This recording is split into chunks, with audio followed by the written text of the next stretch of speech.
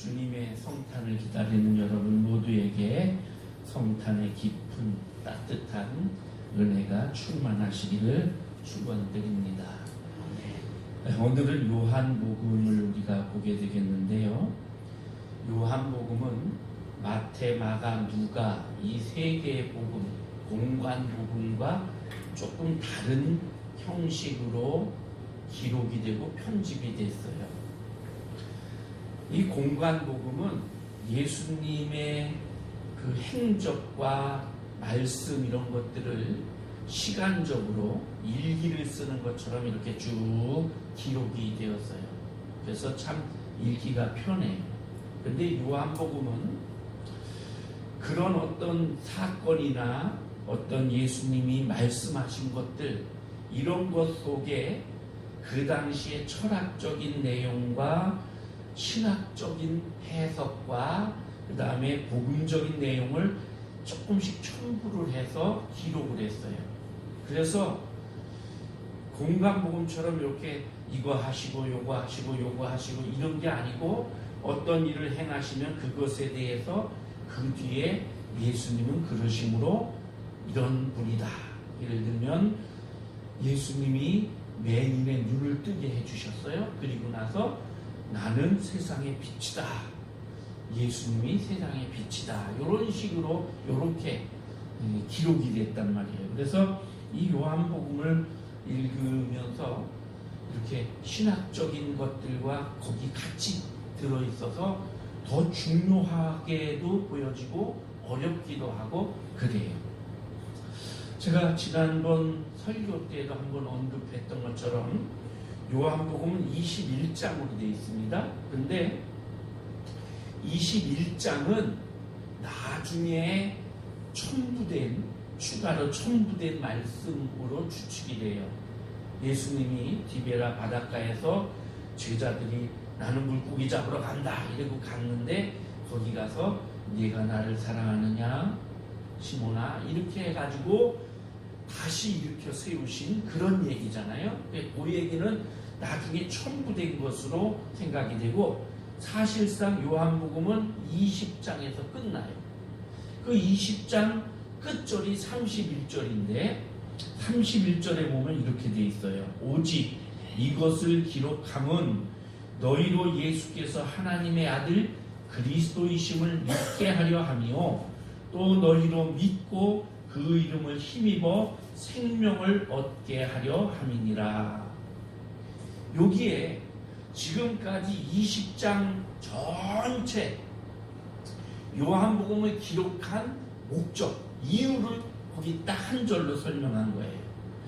이런 모든 것, 그 앞에 보면 예수께서 행하신 것이 이것 말고도 엄청 많은데 그걸 다 기록하려면 이 세상에 어떤 책보다도 두꺼워 안 된다. 그러니까 꼭 필요한 것만 기록했다라는 거죠. 그러면서 이것을 기록함은 이렇게 쓰시고 그러면서 두 가지 이유를 해요. 하나는 예수님이 하나님의 아들 그리스도라는 걸 증명하기 위해서 이 요한복음을 쓴다.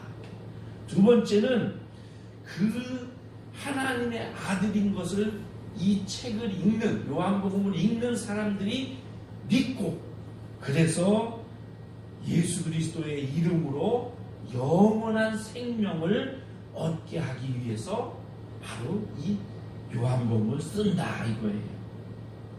그러니까 요한은 요한복음을 쓸 때 그 목적이 뭐냐? 예수님이 이 세상에 하나님이 보내신 하나님의 아들인데 하나님의 아들 이 예수님 그리스도인 것을 여러 가지 기적과 그것에 대한 해석 예수님이 하신 말씀 이걸 통해서 증명해 보이고 싶었던 거예요. 그리고 이걸 읽는 사람이 아 맞구나 예수님이 하나님이 보내신 그리스도시구나 이걸 믿고 예수님 이름으로 죄사함을 받고 영생을 얻게 하기 위해서 그래서 이걸 쓴다는 거지. 그렇게 쓴 거예요. 그래서 요한복음 1장부터 보면 태초에 말씀이 계시니라 이 말씀이 하나님과 함께 계셨는데 이 말씀이 곧 예수님이시고 하나님이시고 육신을 입어서 이 세상에 오셨다. 그 이 세상에 오신 예수님이 2장에 가서 가나의 물을 포도주로 만드는 기적을 행하셔요. 그리고 예루살렘에 가서 각종 기적을 행하셨다고 또 기록이 되어 있고요. 그렇게 기적을 행하시면서 3장에 가서 니고데모가 조용히 찾아오니까 내가 하늘에서 왔다. 하늘로부터 왔다. 그리고 4장에서는 사마리아 여인에게 내가 그리스도다. 또 5장에서는 내가 아버지께로부터 왔다. 6장에서는 떡을 오병이어 기적을 일으키시면서 나는 이 세상에 생명의 떡으로 왔다. 이렇게 말씀하신단 말이에요. 그러니까 계속해서 하나님이 보낸 분, 하나님으로부터 온 그런 분이라는 걸 계속 말씀을 하셔요. 자, 오늘 우리가 읽은 7장인데요. 7장은 그렇게 계속 하나님께로부터 왔다 그러면서 각종 기적을 행하니까 그 당시의 종교 지도자들, 당직자들이라고 오늘 성경에는 그렇게 써 있는데 그런 사람들이 야, 저 예수, 나사렛 예수 저거 그냥 두면 안 되겠는데 그래서 배척하기 시작하고 죽이려고 하는 것으로 시작이 돼요. 예수님께서는 좀 전에도 말씀드렸지만 가나에서 물로 포도주를 만드십니다. 그리고 6월절 때에 예루살렘에 올라가셔서 무슨 표적을 행하는지 자세히 기록 안 됐는데 많은 기적을 행하셨다고 했어요. 그 다음에 왕의 신하를 고치셨어요. 4장에서 왕의 신하가 죽을 병에 걸렸는데 그걸 고쳐주셨어요. 그 다음에 5장에 가서 베데스다 양문 곁에 있는 베데스다 연못에서 38년 된 병자를 고치셨어요.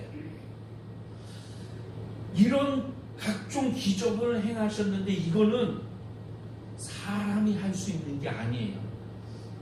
신의 영역에 있는 거예요. 하나님, 신이 고칠 수 있는 거고 신이 행할 수 있는 건데 이걸 예수님이 다니면서 행하셨단 말이에요. 그러다 보니까 예수님의 명성이 쫙 퍼집니다. 북쪽에 있는 갈릴리 지역으로 해서 사마리아 지역에도 퍼지고 예루살렘, 유대 지역에도 퍼지고 예수님에 대한 소문이 자자해졌어요. 그러니까 유대교 지도자들이 야, 저 예수가 도대체 누군데 저렇게 하고 다니냐? 그러면서 막 예수에 대해서 궁금해하고 예수님의 존재에 관해서 의심을 하고 또는 갸우뚱하고 의혹을 갖고 그러면서 자기들이 알고 있고 믿고 있는 이 율법의 잣대에 딱 예수를 재보니까 율법을 어기고 있어요. 안식일을 범한단 말이에요. 그래서 베데스다 연못가에 있는 그 연못에 있는 38년 된 병자를 일어나 자리를 들고 걸어가라. 근데 그날이 안식일이었어요. 안식일 날은 짐을 들고 가면 이게 노동이 되거든요. 그러니까 그렇게 하는 거, 치료해 주는 것도 의료행위가 되거든요. 이게 다 안식일을 범하는 거란 말이죠. 그리고 다니는 곳마다 나는 하늘에서 왔다, 하나님이 보낸 사람이다, 그리스도다 이러면서 자기를 하나님과 동등된 자리에다 딱 갖다 놓으니까 이 당직자들이 볼 때 야, 저 위험한데 저거. 그래서 그런데 사람들은 막 예수님의 인기를 따라서 막 예수님을 쫓아다니니까 이거 안 되겠다, 죽여야 되겠다, 이런 생각을 갖게 되는 겁니다. 그래서 8장으로 넘어가면 예수님이 가늠한 여인을 용서해 주잖아요. 그때에 돌로 치려고까지 하는 그런 사태가 벌어져요. 이제 이게 점점 심해지면서 나중에 이제 예수님이 결국 붙잡혀 십자가에 달려 돌아가시지요. 자, 오늘 우리가 있는 이 7장은요 초막절로부터 시작이 돼요. 초막절이란 절기로. 이제 여러분 이 요한복음 7장을 이렇게 펴놓으시고 1절부터 이제 제가 쭉 이렇게 좀 설명을 하려고 합니다. 초막절이란 절기로 시작되는데 이 초막절은 이스라엘의 3대 절기 중에 하나예요. 유월절, 오순절, 그리고 초막절. 근데 이 초막절 이름이 여러 개예요. 우리도 추석 그러면 추석, 뭐 한가위 뭐 이러면서 여러 가지 그 이름이 있듯이 초막절이 장막절, 수장절, 우리식으로 말하면 추수감사절, 이게 초막절이에요. 이 축제는 우리 양력으로 하면 9월 말에서 10월 중순경 그 기간인데 추수감사절인 거예요. 그래서 한 7, 8일 동안 이 절기를 지킵니다. 역사적인 것과 농업적인 것이 거기 들어있어요. 그래서 다들 들에 나가서, 지금도 들로는 안 나가지만 자기네 집 베란다나 뜰에다가 이렇게 텐트를 치고 지금도 유대인들은 지켜요. 들에 나가서 올리브나 그 야자나무 이런 나무 가지로 이렇게 대충 지붕을 치고, 지금 우리처럼 추운 데가 아니고 더운 지방이니까 그냥 그늘만 만들어 놓고, 그리고 그 텐트 안에, 그 초막 안에 들어가서 일주일 동안 음식을 먹고 축제를 하는 거예요. 자, 이걸 왜 하느냐? 농사를 지어서 다 추수가 된 때예요, 그때가. 우리는 농사하면 뭐 여러 가지 곡식과 주로 벼 이런 거잖아요. 그런데 이 사람들의 농사는 올리브, 무화과, 포도 이거예요. 그리고 맥주젓, 그 전에 일찍 봄에 거둬놓은 그 보리, 밀, 이거 수확이 있고요. 그래서 이 추수를 다 끝내서 저장을 해놓고, 그리고 하나님께 감사하는 절기예요. 근데 또 하나 역사적인 것이 들어있는 게 뭐냐면, 이스라엘이 먼 옛날 출애굽할 때 광야에서 텐트를 치고 살았잖아요. 텐트를 치고 조금 머무르다가 구름이 떠오르면 가고, 모세가 가자 하면 가고, 이랬던 그때를 생각하면서 텐트 생활을 일주일 동안 하는 거예요. 그런데 이렇게 하는 것은 그 광야에서 이스라엘 백성이 힘들고 어려웠던 것, 그걸 생각하는 그런 의미도 있지만, 또 하나는 하나님이 지켜주시고 보호해 주셨다. 그래서 우리 조상들이 하나님의 은혜로 광야를 지나고 약속의 땅까지 와서 이 나라를 건설했다. 그래서 그런 하나님의 은혜에 감사하는 절기예요. 이것이 나중에 포로 시대 이후에는 이 초막절 절기가 종말 사상하고 연결이 됩니다. 그러면서 이 초막절에 물, 빛, 이 두 가지를 초막절의 상징으로 썼어요. 그래서 물의 축제, 그 다음에 빛의 축제로 그렇게 지켰습니다. 기록을 이렇게 쭉 살펴보니까 예수님이 사시던 시대에 초막절 축제가 시작이 되면 그 일주일 동안 매일 아침 제사장들이 성전으로부터 저 성 밖에 있는 기혼색, 거기서 이렇게 지난번에 제가 설교할 때 거기서 실로암 물을 터널을 해가지고 실로암 연못을 봤다 그랬죠. 그래서 예수님 때 실로암에서 퍼왔다는 설도 있고, 기온샘으로 올라가서 퍼왔다는 설도 있고, 하여튼 제사장들이 아침에 일찍 거기 샘에 가서 물을 길어서 물지개에 지고, 그리고 성전으로 옵니다. 그 성전에 오면 돌아오는 동안에 다른 제사장들이나 사람들이 레위기 23장 40절에 써있는 종려나무 가지, 시래 버들 가지, 이런 가지를 막 흔들면서 같이 따라서 행진을 해요. 그래서 그 물을 찌개에 지고 이래가지고 와서 하나님의 성전 그 제단 뜰에 와서 제단 뜰에다가 부어요. 그러면서 시편 113편에서 118편까지 그 순례 시를 함께 찬송을 부릅니다. 이런 축제를 지켰어요. 그리고 이 기간 동안에 성전이 있고 거기 성전에 지성소와 성소가 있잖아요.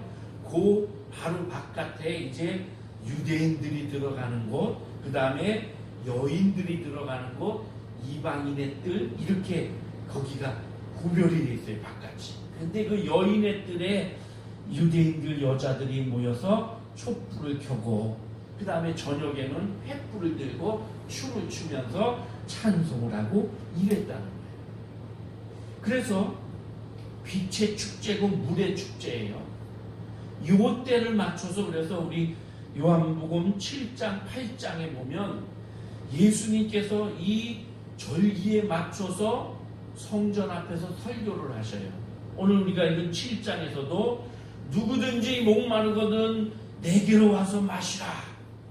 내가 생명의 물이다.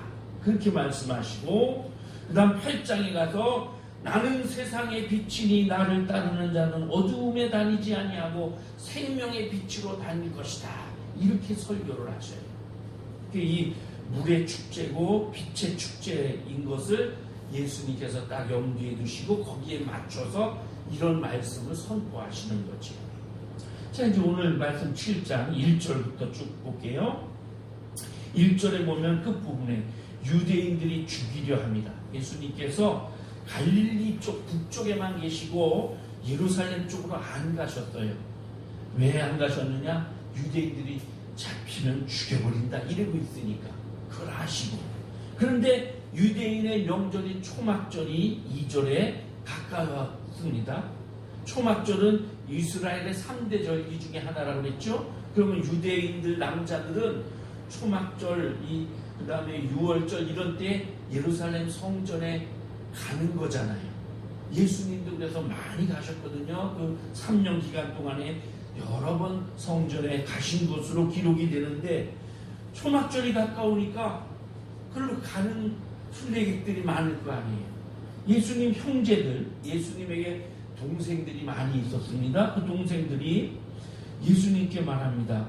여기를 떠나서 유대로 가세요. 자기를 그리스도라고 지금 형님께서 말씀하시는데 그리스도라는 걸 나타내기 위해서는 사람들이 있는 데 가서 기적을 행하시고 이래야 사람들이 인정을 해주지 이 총구석에서 그게 안 되잖아요. 이렇게 지금 말하는 거예요. 그런데 그 다음 말씀 5절에 보면 이는 그 형제들까지도 예수를 믿지 아니하니로라. 그 형제들도 우리 큰형 예수님이 메시아하고 그리스도다, 하나님의 아들이다, 하나님이 보냈다, 이게 아직 안 믿어지는 거예요. 왜? 같이 어릴 때 같이 뛰어다니면서 놀고 같이 코 흘리고 그랬었잖아요. 모르겠어요. 예수님께서 형제들하고 같이 우리처럼 투닥투닥 싸움도 하고 뭐 이건 내가 먹을래 이러면서 그러셨는지 그건 모르지만 어쨌든 같이 컸잖아요.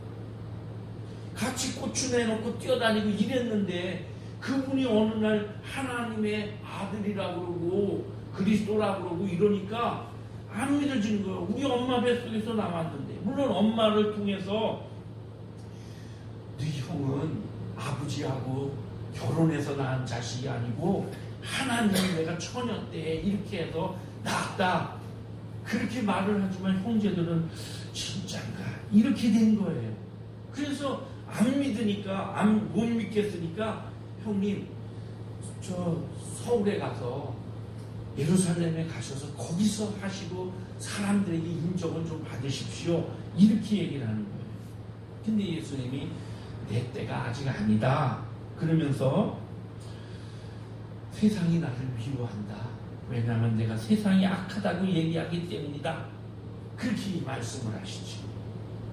그래서 그 다음에 이제 8절로 보면 너희만 올라가라.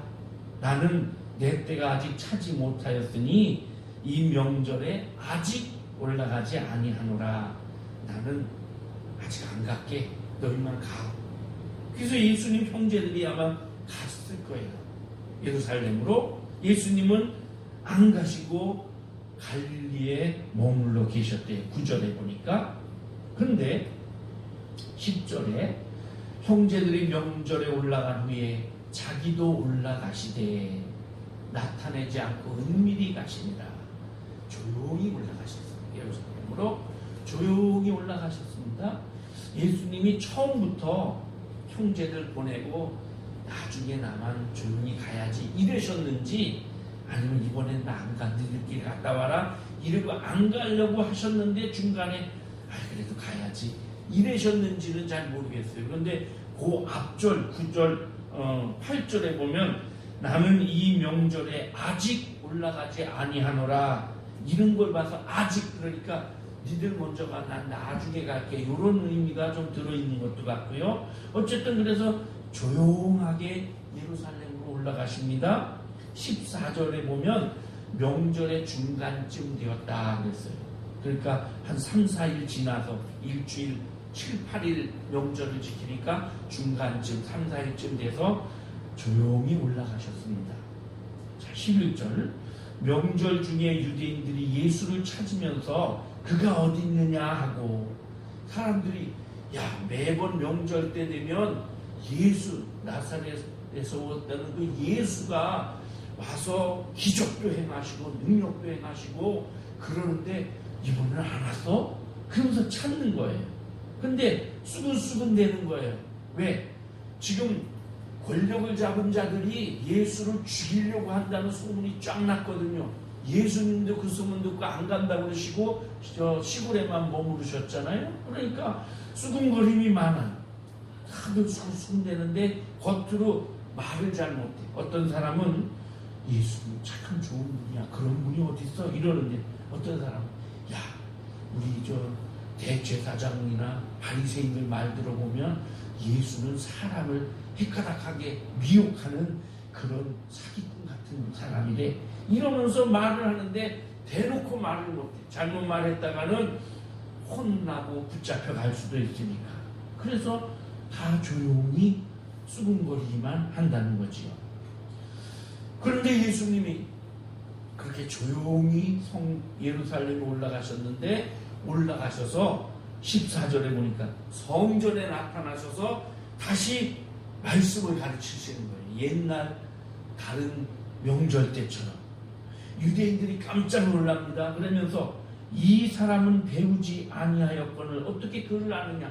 이 사람은 공적인 교육기관에서, 그 당시에 교육기관이 있었단 말이에요. 그래서 참 머리 좋고 이런 사람도, 부잣집 자녀들 이런 사람들 다 사도 바울 같은 사람들에서 가말리엘의 문화생이었잖아요. 이렇게 공부하고 그러는데 예수는 그런 걸 한 적이 없는데, 이 사람이 공부도 배우지 않았는데 어떻게 저렇게 율법을 잘 알고 저렇게 말씀을 잘 가르치냐, 그러면서 놀랬단 말이에요.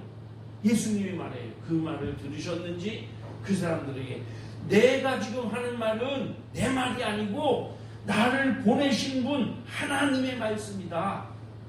하나님의 뜻을 바르게 생각하고 그 뜻대로 살려고 하는 사람은 내 말이 하나님께로부터 왔다는 걸 금방 깨달을 수 있을 거다. 그리고 사람들은 설교를 하든 무슨 연설을 하든 자기 영광을 위해서 하는데, 나는 내 영광을 위해서 이 말을 하는 게 아니고 아버지 영광을 위해서 이 말을 한다.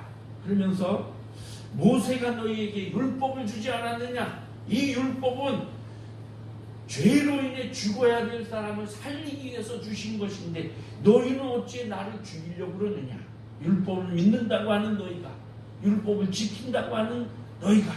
그러니까 사람들이, 우리가 언제 너 귀신 들렸냐? 누가 당신을 죽이려 합니까? 이래요. 그러니까 예수님이 내가 한 가지 기적을 행했는데 그것 때문에 너희가 다 나를 이상하게 여기고 죽이려고 한다 이거죠. 모세가 너희에게 할례를 행했다. 사실은 모세가 할례 제도를 이스라엘의 제도로 만들었죠. 그런데 사실은 이 할례는 아브라함 때부터 시작이 됐어요. 하나님께서 내 백성이라는 걸 피의 언약으로 할례 제도를 만드셨단 말이에요.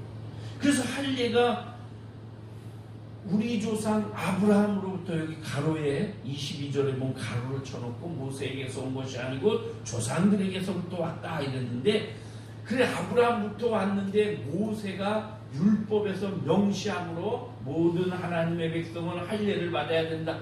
그래서 할례가 딱 제도화됐단 말이에요. 그래서 이 제도화된 할례를 받아야 유대인이 유대인 되는 거예요, 남자들. 그래서 할례를 행하는데 너희가 그것도 하나의 의료행위고 하나의 일인데 그것은 율법에 있다고 너희가 안식일에도 거리낌 없이 행하지 않느냐? 그 사람을 유대인으로 온전케 하기 위해서 만드는 할례는 안식일에 행하면서 내가 한 사람을 온전하게 고치기 위해서 안식일에 병자를 고쳤는데 그걸 가지고 나를 죽이려고 한다. 사람은 외모로 판단하지 말고 공의롭게 판단해봐라. 그렇게 예수님이 말씀을 합니다. 자, 그리고 이제 우리가 읽은 오늘 말씀이에요. 예루살렘 사람 중에서 어떤 사람이 말하다, 야, 저 사람이 우리 당국자들이 죽이려고 하는 그 사람 아니야? 근데 저렇게 크게 떠들고 설교도 하고 이러는데 왜 가만히 둬? 우리 당국자들도 예수를 그리스도로 인정하는 거 아니야?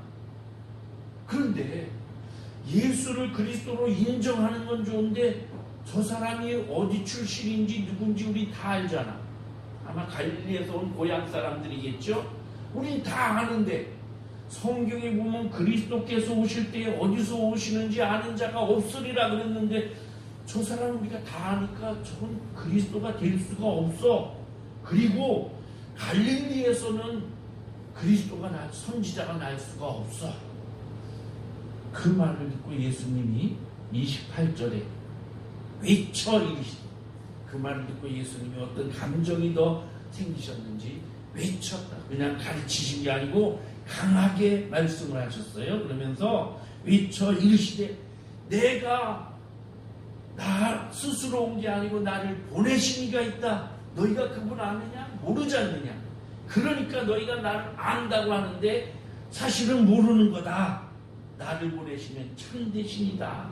그러면서 말씀을 하셔요. 31절, 무리 중에 많은 사람이 그 말을 듣고, 야, 저분이 그리스도 맞다. 만약에 그리스도가 온다고 해도 저분보다 더 많은 기적을 행하고 더 그럴 수는 없다. 이렇게 말을 해요. 바리새인들이 이제 나중에 그 얘기를 듣고, 야, 예수가 저 성전에 나타났댄다. 그래서 아랫사람들을 보내서 예수를 잡아오라고 그렇게 보냅니다. 근데 예수님이 그 잡으러 온 사람들이 있는 데서 내가 얼마 있으면 나를 보내신 이에게로 돌아갈 거다. 예수님이 죽음을 예고하시는 거죠. 내가 가는데 너희는 거기가 어딘지 모른다. 그렇게 말씀을 하셔요. 그러니까 저게 어디로 가려고 그러나? 간다고 그러는데 우리가 잡아갈 필요가 있나? 이거 저 사람이 어디 외국에 나가서 저 헬라인들, 흩어진 우리 유대인들, 디아스포라들, 그들에게 가서 복음 전하려고 그러나? 그러면서 잡아가질 않았단 말이죠. 예수님께서 이렇게 잡아가려고 오는 사람들이 있는데도 담대하게 말씀하신 것은 예수님은 때를 아셨기 때문에, 내가 지금 죽을 때가 아니야, 지금 잡힐 때가 아니야, 이걸 아셨기 때문에 그래서 담대하게 말씀을 하신 거예요. 성경을 읽는 우리 오늘 여러분과 저는 요한복음에 있는 그 예수님이 하나님이 보내신 분이라는 걸 요한복음을 통해서 알지요 이미. 그런데 그 당시 사람들은 그 예수의 존재에 대해서, 예수의 근원에 대해서 모르니까 예수님의 겉모양, 껍데기만 보고 우리가 저 사람을 아는데 저게 어떻게 그리스도가 되냐, 이렇게 말하는 거예요. 자, 이제 우리가 읽지 않았는데 그 뒤에 37절 이후에 보면 명절 끝날에 마지막 명절 그 초막절 끝나는 그때에 예수님께서 다시 설교를 하십니다. 누구든지 목마르거든 내게로 와서 마셔라. 이 물의 축제 초막절에 내가 정말 생명의 물이다. 아무리 물을 길어다가 퍼마셔도 또 목마르지만 나를 믿는 자는 그 속에서 생명의 물이 솟아나와 영원히 목마르지 아니하리라. 이런 말씀을 하십니다. 그러니까 사람들이 야, 저분이 그리스도 맞다. 근데 아니다. 저 사람은 갈릴리에서 왔지 않느냐. 성경에 보면 그리스도는 다윗의 씨로 다윗의 마을인 베들레헴에서 나온다고 그랬는데 저 사람 아니다. 옥신각신 그렇게 말하는 내용들이 그 뒤에 써 있습니다. 그리고 그 끝부분에 보면 예수님을 찾아왔던 니고데모가 그 예수님 잡으러 갔던 사람들이 그냥 오니까 너희들 왜 그냥 왔어? 잡아오래니까 아이고 지금 그분처럼 그렇게 얘기하는 사람은 없던데요? 그러면서 예수님의 그 권위 때문에 예수님을 감히 못 잡아왔다고 이제 실토를 하니까 막 화를 내면서 너희도 미혹됐느냐?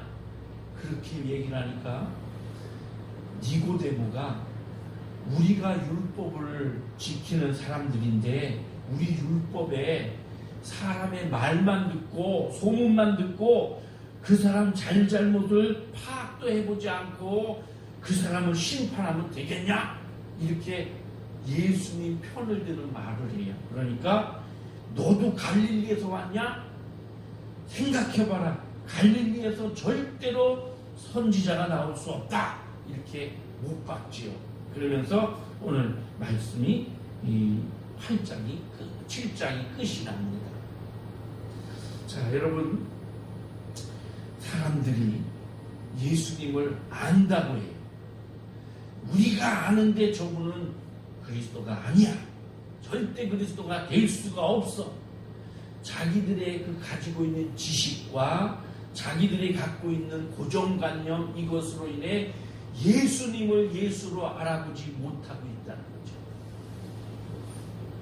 오늘 우리 그리스도인들이 어쩌면 이럴지도 몰라요.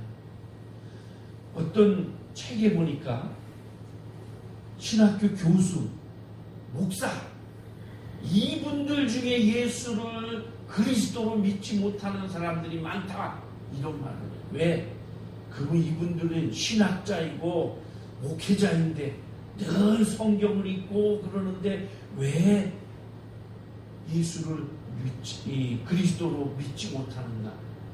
그 많은 지식이 오히려 예수님을 믿는데 방해가 된다는 거예요. 성경을 많이 읽었는데 이단이 된 사람들이 참 많습니다, 여러분. 성경을 막 수십 수백 독을 해갖고 딸딸딸딸 외울 정도로 됐는데 그런 사람들 지금은 이제 좀 더 그런데 1960년대, 70년대, 80년대 이때에 우리나라를 스쳐 지나간 수많은 이단들을 보면요, 정말 성경 많이 읽고 이런 이단들이 많아요. 성경을 너무 잘 알아. 그래가지고 이단이 됐어. 그러니까 안다고 하는 것 이것 가지고 예수님을 바르게 하는 게 아니라는 거예요. 안다 이 말은요, 히브리어에서 야다라는 단어를 씁니다. 근데 이 야다라는 단어는 우리가 아는 지식적인 그것으로 끝나는 게 아니에요. 내가 안다 그럴 때 그 알은 부부간에 아는 그런 알을 말해요. 야다. 그러니까 내가 저 사람을 알아. 저 사람 나이도 알고 저 사람 이름도 알고. 여러분 저 손흥민 선수 좋아하거든요. 여러분도 좋아할 거예요. 우리 손흥민을 알아요. 그죠? 손흥민은 1992년생이고 혈액형은 AB형이고 춘천에서 태어났고 우리나라 국가대표 이 주장이고 지금은 토트넘이라는 팀에서 주장하고 등번호는 7번이고 다 알잖아요. 며칠 전에는 막 바나나 킥으로 코너킥을 차서 그대로 골을 넣었다 그러고 막. 자, 이렇게 아는 게 정말 손흥민을 아는 거예요. 손흥민에 대한 지식이 있는 거지 진짜 손흥민은 우리는 사실 몰라요. 예수님,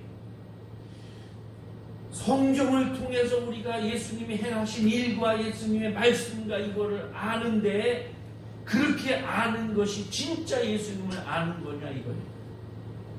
많은 그리스도인들이 그렇게 아는 것을 가지고 나는 예수님을 잘 알아. 그래서 나는 믿음이 좋아. 이렇게 착각을 해요. 여러분 예수님을 알아요. 그래. 그렇게 내가 성경을 많이 읽고 공부도 하고 그래서 예수님에 대해 알아요. 그러면 그 예수님을 여러분이 믿느냐 이거예요. 예수님을 내가 아는 만큼 믿느냐, 그 예수님을 만났느냐, 이게 더 중요하죠.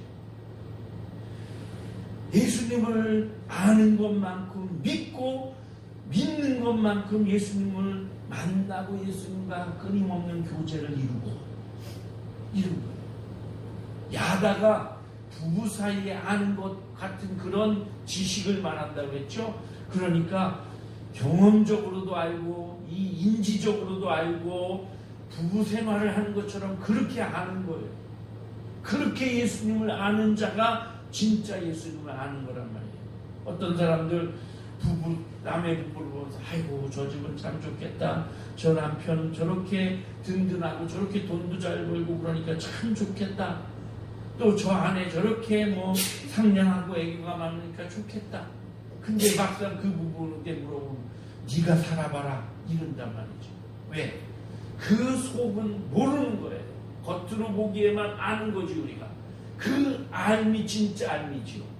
예수님에 대해서도 우리가 말씀을 통해 알고 예수님은 이런 분이고 세계의 4대 성인 중에 한 분이고 이런 거 지금은 다 예수님에 대해 상식적으로도 알아요. 그리고 예수님에 대해서 우리보다도 더 줄줄줄 얘기할 수 있는 사람들 많아요. 그런데 그렇게 아는 것이 아니라는 거죠. 예수님을 만나고 예수님을 경험하고 예수님을 믿는 것이 그게 진짜 아는 거예요. 그래서 우리가 가지고 있는 그 얄팍한 지식 가지고 나는 다 알아. 그 당시 사람들이 예수에 대해 우리가 다 아는데 저 사람이 어떻게 그리스도냐 이렇게 말했던 것처럼 우리가 그런 얄팍한 지식과 그 지식으로 인해서 내가 추측하고 그러니까 이럴 거야 하고 추측하고 생각하고 이것이 아니라 성경에서 가르쳐 주시고 한 그 예수님을 내가 알고 그 예수님을 내가 받아들여서 믿고 예수님을 경험하고 예수님을 만나고 그럴 때 비로소 예수님을 아는 것이 된다 하는 것입니다. 이제 내일 모레면 우리 성탄절을 맞습니다. 성탄절에 많은 사람들이 예수님을 모르고 성탄을 즐겨요. 또 어떤 사람들은 예수를 안다고 하면서도 예수님을 주인공으로 모시지 않고 엉뚱한 것으로 즐기고 그렇게 살아가요. 어쩌면 예수님은 아이고 차라리 내 생일인지 뭔지 저런 거 안 잊어버리면 좋겠다. 내 생일이라고 떠들썩하게 떠들면서 그러면서 그저 세속적인 욕망에 빠지고 장사술에 빠져서 그냥 돈 벌려고 이때 한탕 벌어보려고 하고 세상적인 쾌락에 빠지려고 하고 이때에 내가 좀 그럴듯하게 선행을 해서 이름을 내려고 하고 이런 잘못된 그런 생각을 가지고 성탄을 맞는 사람이 많다는 거죠. 울면 안 돼, 울면 안 돼. 산타 할아버지는 다 아신대. 산타 할아버지는 착한 애와 나쁜 애를 아시고 선물을 안 주신대. 산타 할아버지가 어느새 하나님이 되셔서 누가 착한지 누가 악한지 다 아시는 분이고 복을 주기도 하고 안 주기도 하는 그런 하나님 자리에 올라가 있고, 성탄이 정말 성탄이 되려면 예수님을 알고 아는 것으로 끝나는 게 아니라 믿고 그분을 만나고 그분이 경험되어지고 그분이 내 속에서 나를 주장하는 그런 성탄이 되어야 비로소 바른 성탄이라는 겁니다. 사랑하는 성도 여러분, 주님이 왜 예수님을 이 세상에 보내셨습니까? 우리는 다 알아요. 그런데 아는 것으로 끝나지 말고 그러므로 우리가 그분을 믿고 그분에게 내 인생을 의탁하고, 그래서 정말 주님으로 인해서 성탄이 기쁘고 주님으로 인해서 성탄이 참 의미를 가진 성탄이 되는 그런 성탄을 맞고 보내는 여러분이 되기를 바랍니다. 기도하겠습니다. 하나님, 우리에게 말씀을 주셔서 이 말씀을 통해 주님을 알게 해주시니 감사합니다. 하나님, 그런데 우리가 아는 것이 정말 바르게 아는 것입니까? 우리가 아는 것이 우리가 믿는 것입니까? 우리가 정말 아는 것으로 예수님을 그렇게 믿고 살아가고 있습니까? 우리 자신을 돌아볼 수 있게 하여 주옵소서. 안다고 하면서 믿지 않고, 안다고 하면서 예수님을 경험해보지 못하고 예수님을 만나지 못한 사람이 있다면 이번 성탄을 통해 주님을 만나고 주님을 경험하고 주님과 함께하는 그런 성탄이 되게 하여 주옵소서. 이 땅에 많은 사람들이 예수님을 모른 채, 예수님을 잘못 안 채로 그렇게 성탄을 즐깁니다. 예수님이 오신 참 뜻을 깨닫고 그 예수님으로 인해 기쁨을 누리며 예수님의 뜻을 생각하며 성탄을 보내는 모든 사람들이 되게 하여 주옵소서. 예수님의 이름으로 기도하옵나이다. 아멘.